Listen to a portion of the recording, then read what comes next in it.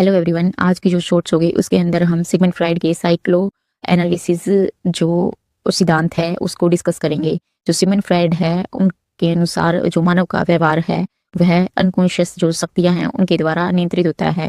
उन्होंने बताया था कि जो हमारे बचपन के अनुभव और दबी हुई इच्छाएं हैं, मानसिक संघर्ष हैं, वो वही जो हमारी पर्सनैलिटी है उसका निर्माण करते हैं। सिगमंड फ्राइड था, उसका मानना था कि जो व्यक्ति है वह स्वयं की कई इच्छाओं भावनाओं का ज्ञान नहीं होता उसको, लेकिन फिर भी वह उसके व्यवहार को प्रभावित करती है। फिर उन्होंने बताया था जो माइंड है उसको 3 प्रकार से डिवाइड किया था। पहला था वो था कॉन्शियस माइंड। कॉन्शियस माइंड के अंदर क्या है, जो भी हम वर्तमान के जो हमारे अनुभव है, विचार है, कोई कार्य है जो हम अभी कर रहे हैं प्रेजेंट में, उन सबको कॉन्शियस माइंड के अंदर जो बताया था। और जो अभी हम पढ़ रहे हैं वो भी क्या है, कॉन्शियस माइंड का ही पार्ट है। फिर सेकंड बताया था उन्होंने प्री कॉन्शियस माइंड और सबकॉन्शियस माइंड। इसके अंदर क्या है कि जो भी हमने पहले जो पढ़ा था, जो हमारे अनुभव है, उनको जब हम जोर दे के याद करते हैं तो याद याद कर सकते हैं।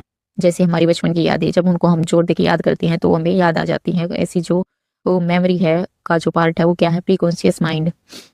फिर थर्ड टाइप का जो माइंड था वो था अनकॉन्शियस माइंड, अचेतन मन। इसके अंदर क्या है, जितनी भी हमारी जो दबी हुई इच्छाएं हैं, डर है, आघात है, वो सब क्या जो अनकॉन्शियस माइंड है उसका पार्ट है। यह सबसे शक्तिशाली जो भाग है हमारे माइंड का वह है, यही हमारे जो व्यवहार है उसको नियंत्रित करता है।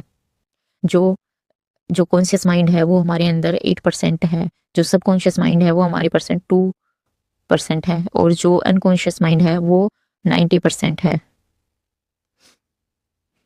फिर उन्होंने जो पर्सनैलिटी है उसके 3 टाइप को बताया था, Eid, ego and super ego. जो ईड है वो क्या है, जन्म से ही प्रेजेंट होती है और प्लेजर प्रिंसिपल कार्य करती है। इसमें केवल जो व्यक्ति होता है वो अपनी इच्छा पूर्ति के ऊपर फोकस रखता है, उसे कोई लेना देना नहीं होता मॉरल वैल्यूज से। अगर किसी बच्चे का आइसक्रीम खाने का मन करता है तो वो तुरंत उसको खाने की कोशिश करता है, चाहे उसको चोरी क्यों ना करनी पड़े। अपने प्लेजर पर फोकस होता है ईड जो पर्सनैलिटी का व्यक्ति होता है वो। फिर आती है सुपर ईगो। ये क्या है, रियलिटी जो प्रिंसिपल होता है उसके ऊपर काम करता है।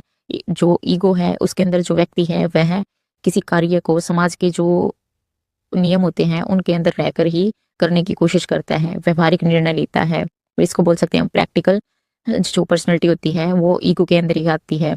फिर आती है सुपर ईगो। जो थर्ड टाइप की पर्सनैलिटी वो क्या है, सुपर ईगो। इसके अंदर जो व्यक्ति होता है बिल्कुल भी कोई गलत कार्य नहीं करता, वह समाज के जो मूल्य और होते हैं उनके अंदर ही रहकर कार्य करता है, सही और गलत का ज्ञान होता है और माता पिता और समाज से विकसित होती है। जो इस टाइप की पर्सनैलिटी होती है, जो सुपर ईगो होती है उसके अंदर क्या है, बुद्धिमान टाइप जो पर्सनैलिटी होती है वो होती है। और जो ईगो होती है वो क्या है, बैलेंस है। सुपर